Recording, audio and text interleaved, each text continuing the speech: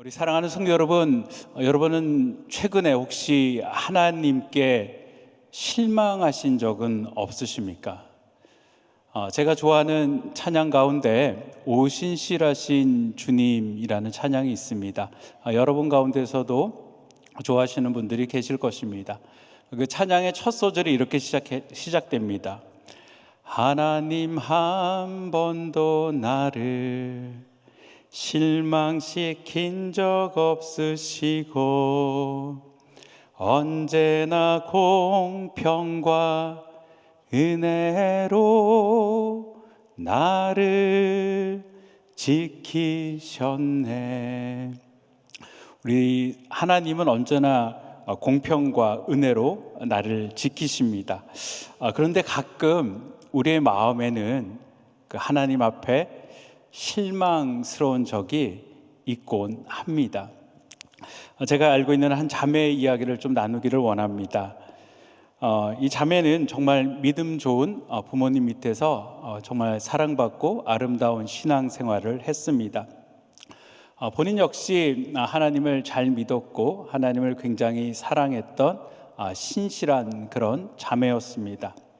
그런데 1993년 예기치 못한 큰 사건이 이 자매의 인생을 완전히 바꾸는 계기가 되었습니다.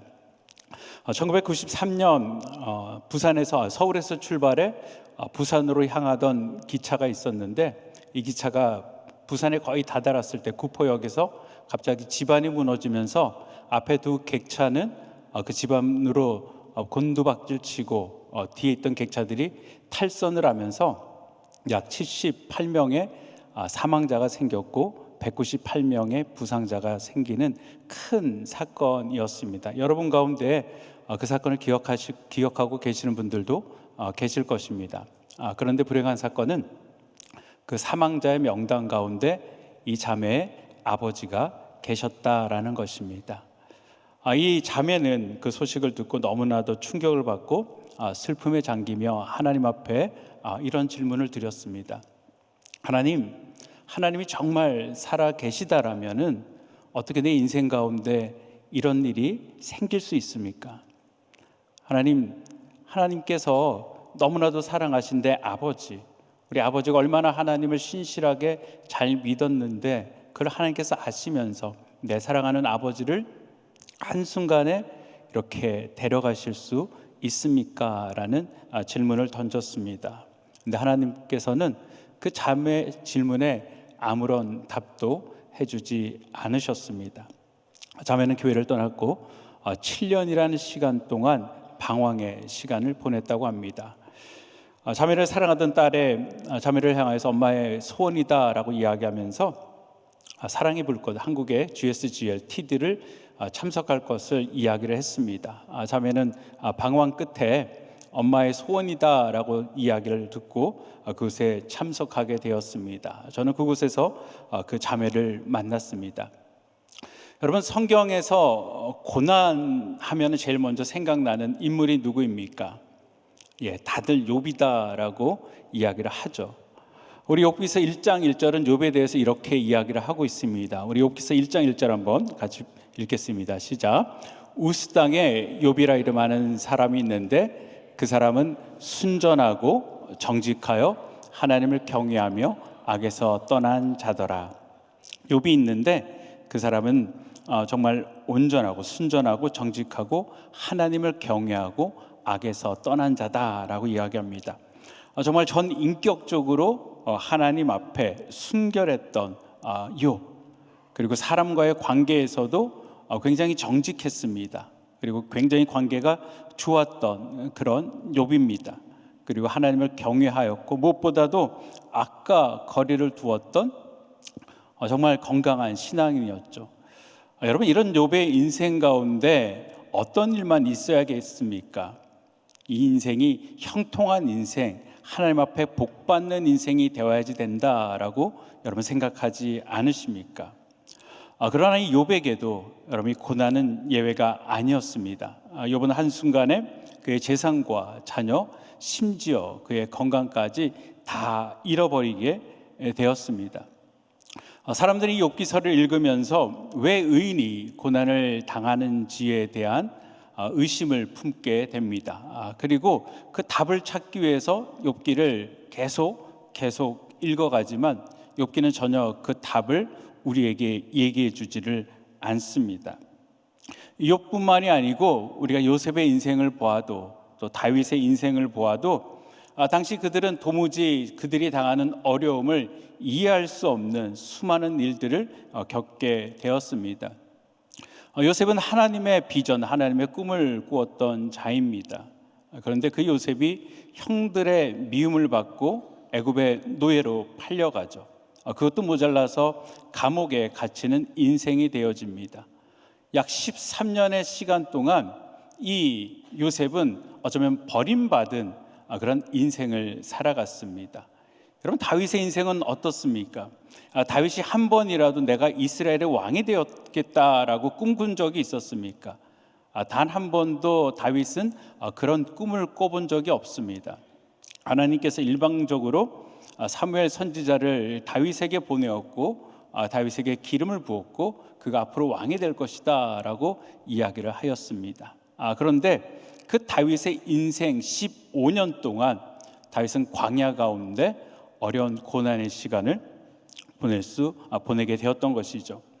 우리의 삶도 마찬가지입니다. 미국이라는 낯선 이곳에 이민 와서 정말 자녀들 뒷바라지하고 교회를 위해서 눈물로 기도하고 헌신하며 살아오셨습니다. 그럼 우리의 인생이 복바다의 인생들 되는 것 아니겠습니까? 하는 것들마다 형통한 자들 되어야 되지 않겠습니까? 그런데 믿음을 떠나는 자녀들의 모습들을 보면서 또 어려운 환경 가운데 있는 그 자녀들의 모습을 보면서 또 미국에 살다 보니까 이 신분의 문제, 영주권 같은 경우는 내가 긴 시간 하나님 앞에 기도하고 있음에도 불구하고 어떤 분은 그걸 할 수 있는 곳조차 차단되어져 있는 그런 상황들, 그리고 건강의 문제들, 또 경제적인 그런 불안함 가운데 변화되어지지 않는 나의 그런 모습들을 바라보면서 때로는 여러분 이런 생각 들지 않으십니까? 하나님 정말 내 기도를 들으시고는 계시는 것입니까? 하나님 전지하시다라고 그러시는데 과연 하나님 내 형편은 아시는 것입니까? 라고 기도하실 수 있을 것입니다. 좀 우리의 기도는 불신, 이런 질문들은 불신을 통한 질문들이 아니고 너무나도 하나님의 응답이 늦어져서 지친 그런 속마음을 이야기하는 것이 아닌가 생각됩니다. 오늘 본문에서 바벨론으로 포로로 잡혀간 이스라엘 백성들도 동일한 탄식을 합니다. 하나님께서 나를 버리셨다, 하나님께서 나를 잊으셨다라고 이야기를 합니다. 그런데 정말 하나님께서 그들을 잊으시고 그들을 버리셨을까요? 하나님 그 자매와 저와 여러분의 아픔과 슬픔과 고통을 기억하지 못하고 계시는 것일까요? 하나님 우리를 버리신 것일까요? 오늘 본문은 우리에 대한 질문에 하나님의 놀라운 대답을 해주십니다.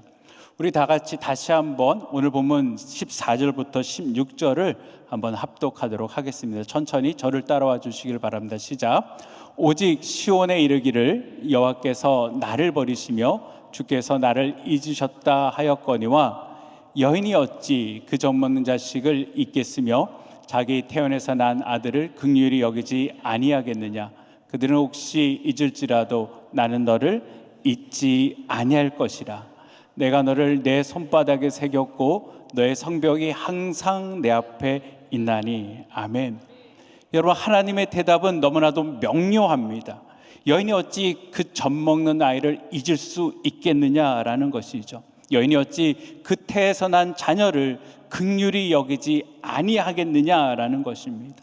나는 너를 잊지 않겠다라는 것이죠.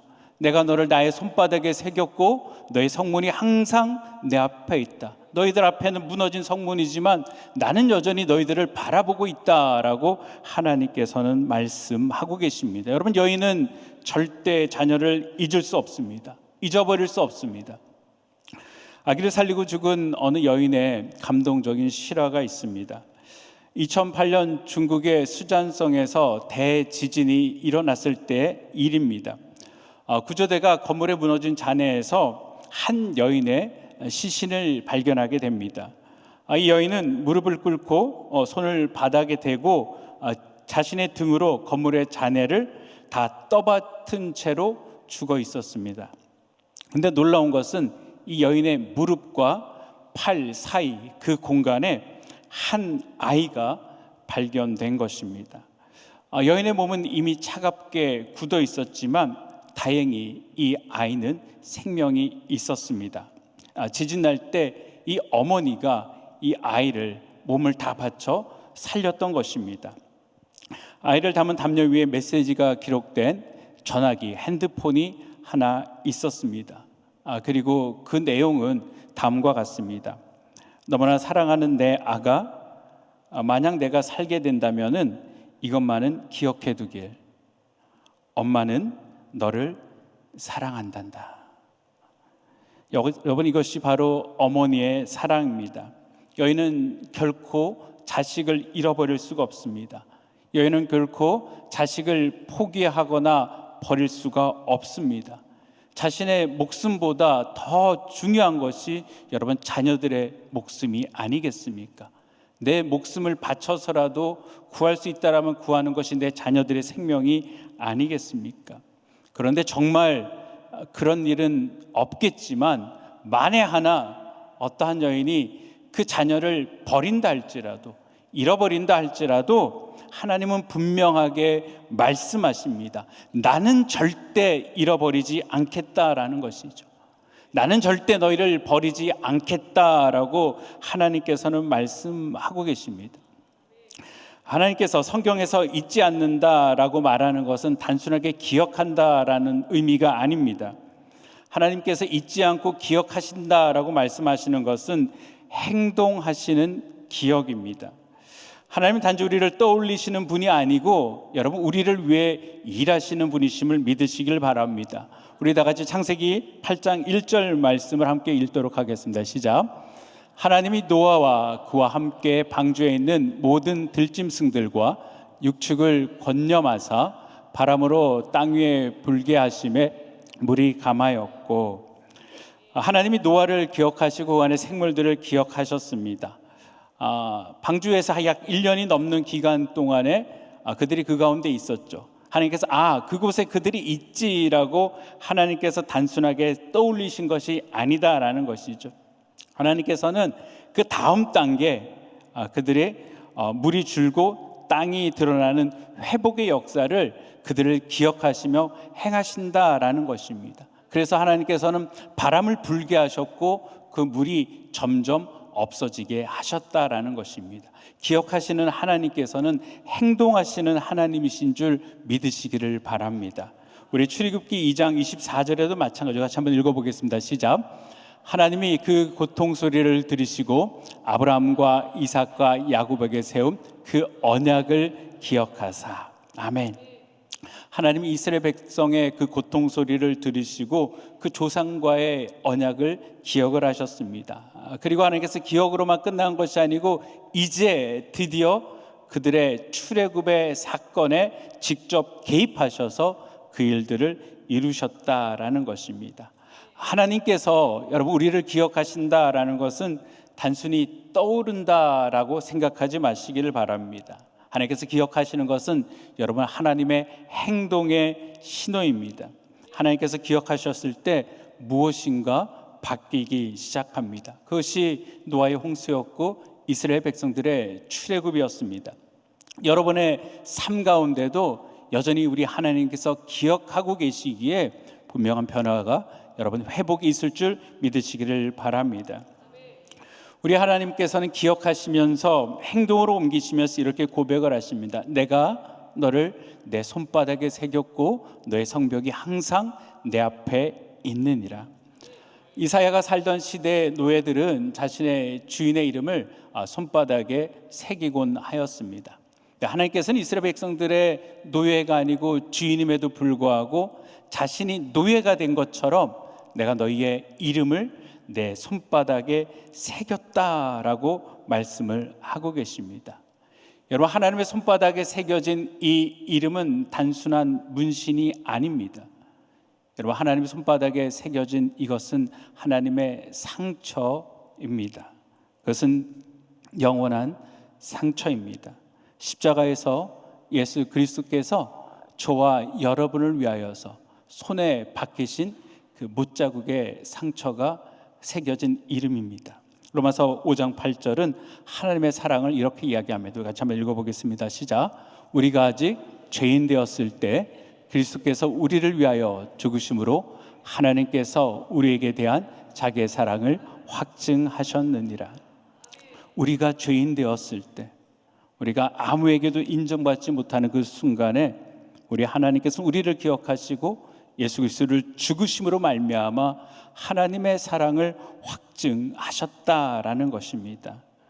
하나님 우리를 기억하실 뿐만이 아니고 우리를 위해서 여러분 행동하시고 일하시고 지키시는 자이심을 여러분 믿으시기를 바랍니다. 그러나 문제는 우리가 이 하나님을 향한 믿음이 부족해서 정말 하나님을 깊이 사랑하지 못함에 있습니다. 하나님께서 우리를 잊지 아니하시고 놓지 아니하심에도 불구하고 우리가 하나님을 의심하고 하나님의 사랑에서 떠날 때가 있습니다. 이스라엘의 역사가 그랬고 우리의 삶도 그렇습니다. 하나님의 사랑을 믿지 않고 세상의 방식대로, 내 방식대로 육신의 정욕과 안목의 정욕과 이생의 자랑대로 살아가면서 여러분 그대로 살아가니까 삶이 순탄하여지던가요?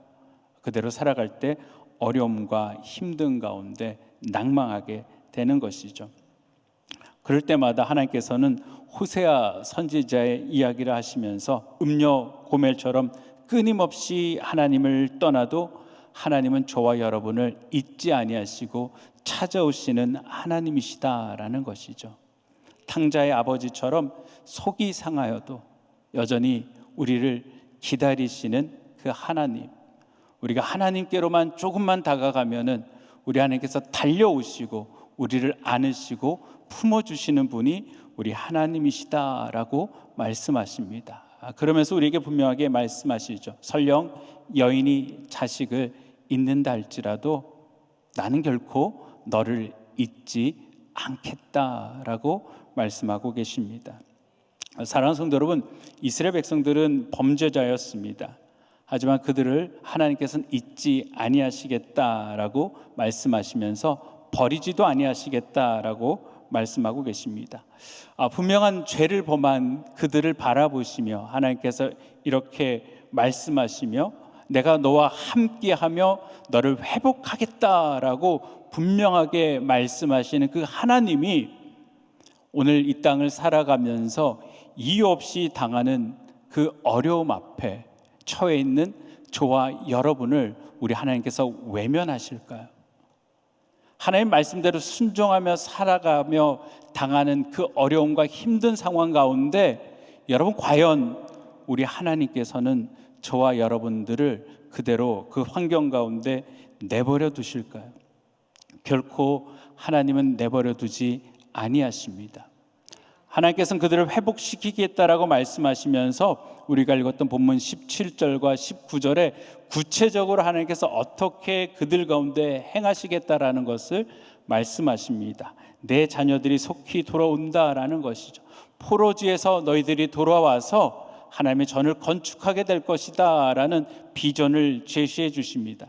너를 헐며 너를 황폐하게 했던 자들은 너를 떠나가리라. 너를 압박하던 바벨론은 이제 멸망하게 될 것이다 라고 이야기합니다. 그들이 다 모여 내게로 오리라 라고 얘기합니다.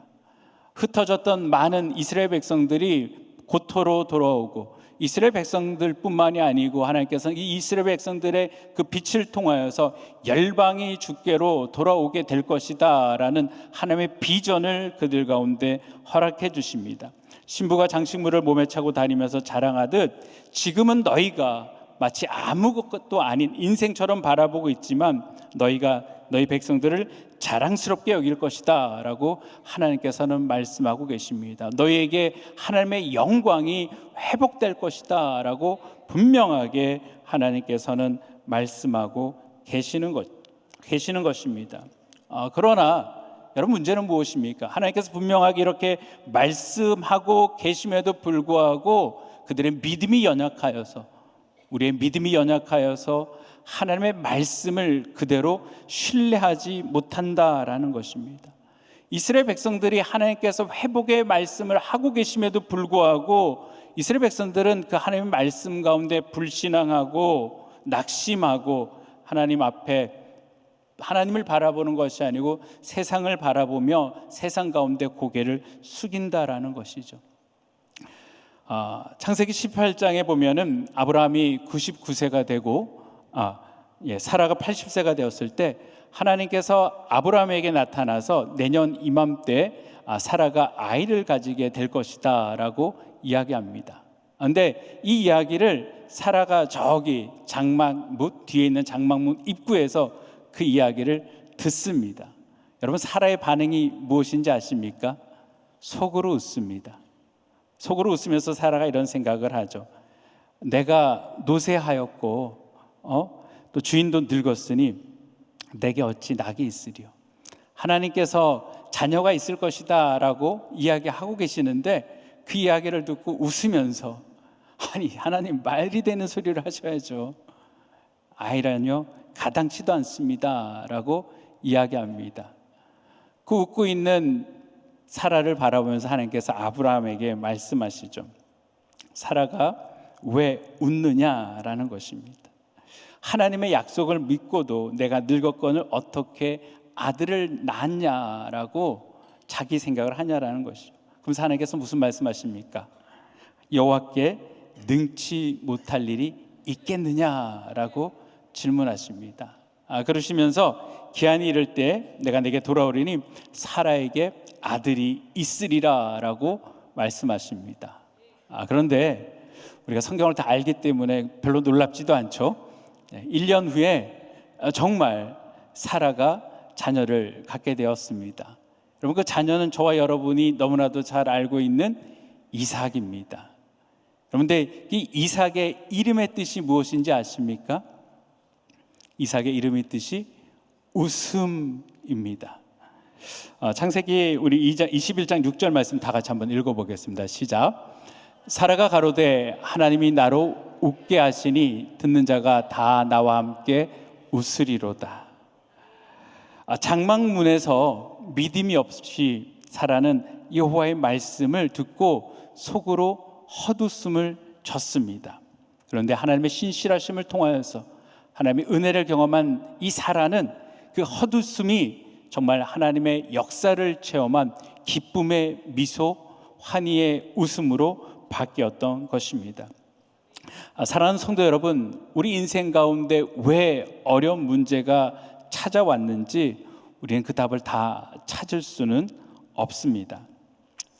사람들은 알 수 없는 그 문제 앞에 하나님은 나를 버리셨다, 하나님 나를 잊어버리셨다라고 원망하고 하나님을 떠날 수도 있습니다. 어쩌면 이 욥의 아내처럼 그렇게 하나님을 원망하고 떠나버릴 수가 있는 것이죠. 그러나 여러분, 욥의 고백은 달랐습니다. 욥은 나의 가는 길을 오직 그가 아시나니 그가 나를 단련하신 후에 점검과 같이 나오리라 라고 고백합니다. 다윗도 시편 34편 19절에서 의인은 고난이 많으나 여호와께서 그 모든 고난에서 건지셨도다 라고 이야기합니다. 의인이 고난이 없는 것이 아니고 고난이 많으나 여호와께서는 그곳 가운데 건지신다 라고 얘기하며, 다윗은 그 광야 가운데서 하나님께 불평하고 하나님을 원망하며 살아가는 인생이 아니었고 하나님을 찬양하는 삶을 살았다라는 것이죠. 자녀는 아까 말씀드렸던 그 자매는 7년의 방황 끝에 사랑의 불꽃 한국 TD를 통하여서 다시 하나님을 만났습니다. 그 자매는 이렇게 간증했습니다. 왜 하나님이 아빠를 그렇게 일찍 데려가셨는지 자신은 알지 못한다라고 얘기합니다. 하지만 이제는 알아요. 하나님은 저를 버리신 적이 없으시고 언제나 나와 함께하고 계셨다라는 것이죠. 하나님의 사랑과 소망 가운데 이 자매는 회복되어졌고 이후 독일로 유학을 떠나 새로운 삶의 길을 걸었습니다. 사랑하는 성도 여러분, 하나님께서 이스라엘 백성들을 여러분 버리셨습니까? 하나님께서 이스라엘 백성들을 잊어버리셨습니까? 아닙니다. 우리 하나님은 지금도 역사 가운데 이스라엘 백성들을 붙들고 계시는 것입니다. 여러분, 하나님께서 지금도 이스라엘 백성들을 약속의 말씀을 가지고 붙들고 계신다라면은 여러분, 저와 여러분의 인생도 하나님께서 붙들고 계심을 믿으시기를 바랍니다. 우리의 이름은 하나님의 손바닥에 새겨진 이름입니다. 그러나 지금 우리의 상황은 여전히 황무지일 수 있습니다. 약속을 붙잡고 아멘 하지만 내가 살아가야 될 길들은 여전히 광야일 수가 있습니다. 하나님께서 약속의 말씀을 우리 가운데 선포해 주셔도 어쩌면 사라처럼 헛웃음을 칠 수도 있습니다. 갑작스러운 암 진단을 받고 자녀들이 방황하고 경제적인 압박 가운데서 뭘 하나님께서 하실 수 있어 라고 불신한 가운데 그렇게 시간을 보낼 수 있습니다. 여러분, 그러나 기억하시기를 바랍니다. 하나님의 약속은 결코 변하지 아니하신다라는 것이죠. 하나님의 사랑은 결코 사라지지 않는다라는 것입니다. 이스라엘 백성들이 바벨론에서 돌아왔던 그 예루살렘은 여전히 황무지였습니다. 그리고 그들을 환영하는 땅이 아니었습니다. 많은 박해들이 있었습니다. 그럼에도 불구하고 하나님께서는 약속대로 그곳에 하나님의 성전을 세워주셨습니다. 여러분께서 하나님 앞에 흘린 눈물, 기도, 외로움, 여러분의 이름까지 우리 하나님의 손바닥에 다 담겨져 있음을 믿으시기를 바랍니다. 하나님은 오늘도 여러분의 이름, 눈물, 외로움을 기억하시고 여러분을 위해서 일하시고 우리의 무너진 모든 것들을 회복시키시는 줄 믿으시기를 바랍니다. 이 약속을 붙들고 여러분 낙심하지 마시기를 바랍니다. 여러분 포기하지 마시기를 바랍니다. 여러분 절망하지 마시기를 바랍니다. 로마서 8장 38절로 39절은 이렇게 이야기합니다. 우리가 같이 한번 읽어보겠습니다. 시작. 내가 확신하노니 사망이나 생명이나 천사들이나 권세자들이나 현재일이나 장래일이나 능력이나 높음이나 깊음이나 다른 아무 피조물이라도 우리를 우리 주 그리스도 예수 안에 있는 하나님의 사랑에서 어떻게 해요? 끊을 수 없느니라. 다시 한번, 하나님의 사랑에서 끊을 수 없느니라. 우리 하나님께서 우리를 붙들고 계시기 때문에 세상 그 무엇도 하나님의 사랑에서 우리를 끊을 수 없다라고 말씀하고 계십니다. 저는 중학교 1학년 수련회 때 목회자가 되기로 소원을 했습니다. 2002년 한일전이 펼쳐질 때는 제가 몽골에 가서 1년간 단기 선교를 다녀온 후에 정말 하나님의 인도하심으로 이 은혜 한인교회 전체 조경을 관리하는 그런 스텝으로 올 수가 있었습니다. 김광식 목사님의 권유로 신학교를 들어갔고 교회 일과 수업을 병행했습니다. 신학교를 다니는 시간이 길어지면서 자연스럽게 제 마음속에도 나도 이제 이 조경 일은 좀 내려놓고 사역자의 길로 좀 가야지 되겠다라는 마음이 생겼습니다. 근데 교회에서 제가 맡고 있는 일들이 쉽게 다른 사람이 할 수가 있는 일들이 아니었습니다. 그리고 그때 교회 형편이 상당히 어려웠기 때문에 굉장히 그것은 더 불가능한 그런 일들이었습니다. 근데 저는 그 조경만 관리했던 것이 아니고 더 어려워져가지고 교회 관리까지 다 해야지 되는 그런 상황이었습니다. 그런데 저보다 더 늦게 은혜를 받으시고 늦게 신학교를 들어오신 분들이 점점 목회자로 전도사로 발령을 받고 세워지는 그런 것들입니다. 그랬더니 제 마음속에 어떤 생각이 들었을까요? 하나님, 나는 어릴 때부터 하나님 앞에 서원했고 하나님의 종으로 쓰임 받기를 원하는데 하나님, 나를 버리셨나요?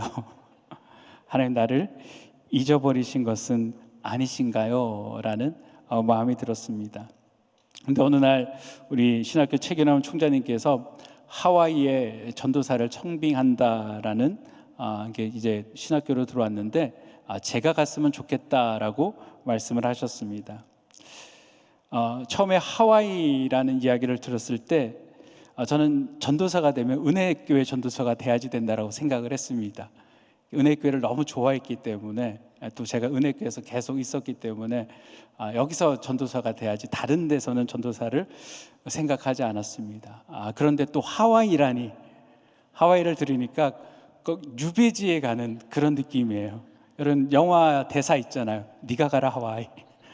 그런 마음이 제 마음속에 들었습니다. 하나님께 사역을 놓고 기도했지만 하와이는 아니다라는 생각이 들었습니다. 그래서 교수님께 찾아가서 교수님, 저는 거기 못 가겠습니다라고 이제 거절을 드렸습니다. 사실 제가 이제 노라고 얘기했던 것은 여기 와서도 정착을 이제 잘하고 있는데 또 하와이 가서 새롭게 정착하는 것들도 쉽진 않을 것 같더라고요. 그때 또 상황들이 어디를 이사 갈 수 있는 그런 상황들이 아니었습니다. 하와이 교회에서 이게 조건들, 이런 분들을 모셔가면서 이런 베네핏이 있다라고 했는데 그 조건들이 굉장히 좋았습니다. 근데 신기한 것은 아무도 하와이를 가겠다라는 신학생이 없었다라는 것입니다. 제가 어느 순간 그래, 기도라도 한번 해보자라는 마음이 들었습니다. 그리고 하와이를 놓고 기도하기 시작했습니다. 기도하면 어떤 변화들이 생기죠? 하나님께서 마음을 주시죠. 기도를 하는데 점점 마음이 하와이로 가는 것이 하나님의 뜻이다라는 그런 감동이 들었습니다. 정말 하나님의 은혜로 하와이에 있는 교회에 갔고 그곳에서 11년간 귀한 교회에서 주님의 은혜 가운데 수많은 훈련들을 받고 지금 이렇게 여러분 앞에 설교를 하고 있습니다. 저는 하나님이 저를 버리신 줄 알았습니다. 저는 하나님께서 저를 잊어버리신 줄 알았습니다. 하나님은 결코 저를 버리지 아니하시고 잊어버리지 아니하셨던 것입니다. 하나님은 저에게 가장 필요한 곳으로 저를 보내셨고 그곳에서 저를 하나님의 사역자로 다듬어 가셨던 것입니다. 이사야서 55장 8절과 9절은 이렇게 이야기합니다. 이는 내 생각이 너희 생각과 다르며 내 길은 너희 길과 다름이니라. 여호와의 말씀이니라. 이는 하늘이 땅보다 높음 같이 내 길은 너희 길보다 높으며 내 생각은 너희 생각보다 높으니라. 때로 하나님께서 우리를 인도하시는 그 모든 걸음걸음들을 우리가 다 깨달을 수는 없습니다. 그러나 우리 하나님께서는 우리 삶 가운데 가장 좋은 것으로, 가장 선한 길로 인도해 주시는 줄 믿으시기를 바랍니다. 제가 처음에 불렀던 그 찬양의 뒷부분이 이렇게 연결됩니다. 오 신실하신 주, 오 신실하신 주, 내 너를 떠나지도 않으리라.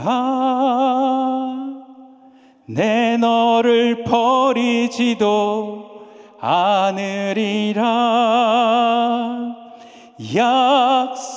약속하셨던 주님, 그 약속을 지키사